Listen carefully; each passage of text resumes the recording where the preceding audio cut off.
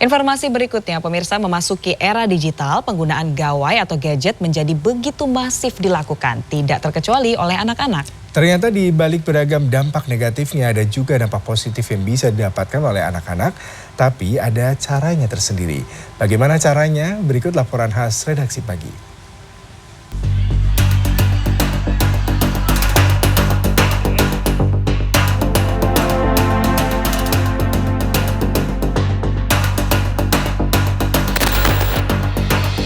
Seiring perkembangan zaman, penggunaan gadget atau gawai seperti smartphone, tablet, konsol game, dan lain sebagainya seolah menjadi hal yang lumrah yang bisa digunakan setiap hari.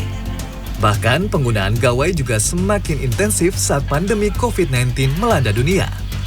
Mulai dari mencari informasi di internet, belajar daring, berinteraksi melalui aplikasi chat, hingga sebagai sarana hiburan. Meski banyak membantu aktivitas manusia, dampak negatif penggunaan gawai juga masih menjadi perdebatan. Khususnya ketika gawai menjadi alat yang digunakan oleh anak-anak usia dini hingga remaja. Widih, lagi pada main nih. Udah nggak aneh ya, ngelihat anak-anak sekolah zaman sekarang nih sibuk sama HP-nya sendiri. Entah itu main game, nonton video, dan bahkan anak-anak usia dini juga udah ada yang ketergantungan sama gadget. Padahal mereka lagi di RPtra yang banyak fasilitas bermainnya.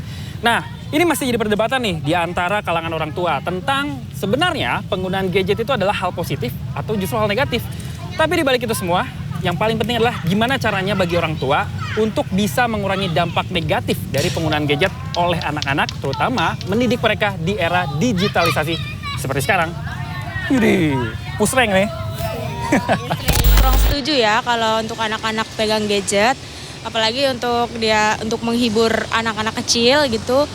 Kalau ada juga sisi positifnya sih kalau buat gadget tuh untuk belajar, iya pasti kita pinjemin gitu kan.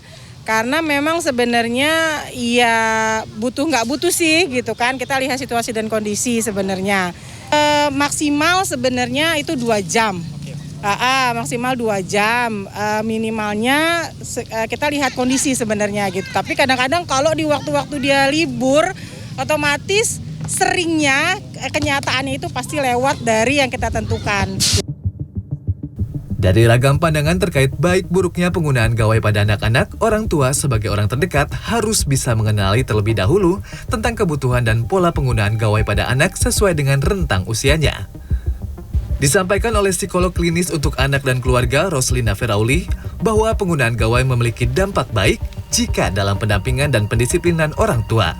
Namun juga bisa berdampak buruk jika berlebihan secara durasi dan tanpa pengawasan dalam penggunaannya.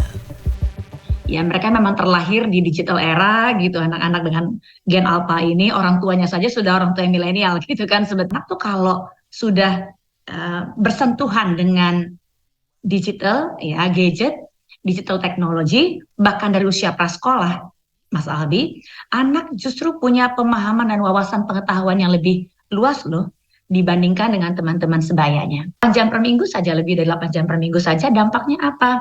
Dampaknya anak semakin agresif, anak semakin sukar berkonsentrasi, karena juga berisiko untuk kemampuan prososial yang nggak berkembang, terisolir dari pergaulan sehari-hari. Ada banyak dampak negatif kalau ternyata penggunaannya berlebihan. Kalau enggak, masih bisa kita kelola. Anak justru memperoleh benefit atau keuntungan yang besar loh.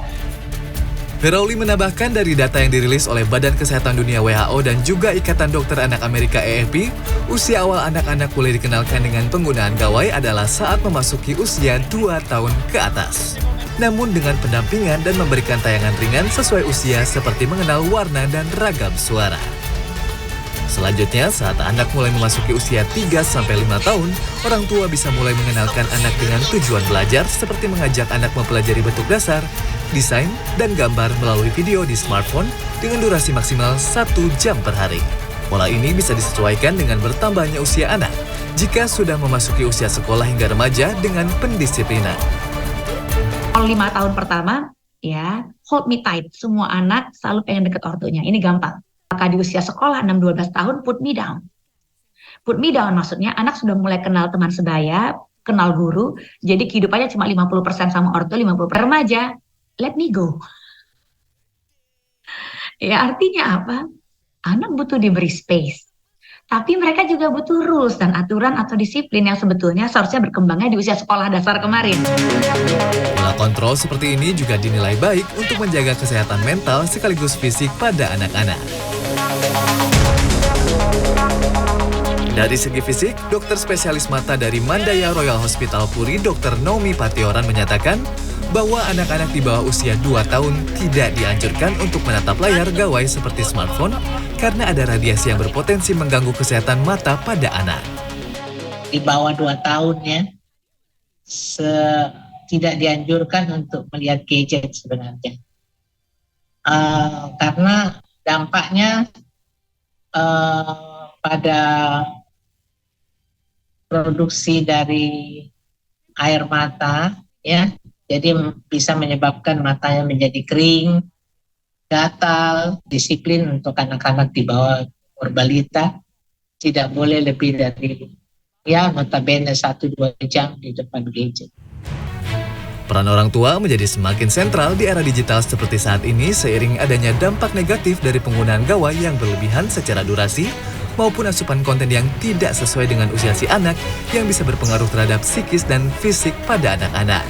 Sejatinya penggunaan gawai yang tepat justru bisa menjadi hal positif bagi anak dengan menelurkan kreativitas dan karya dalam bentuk digital.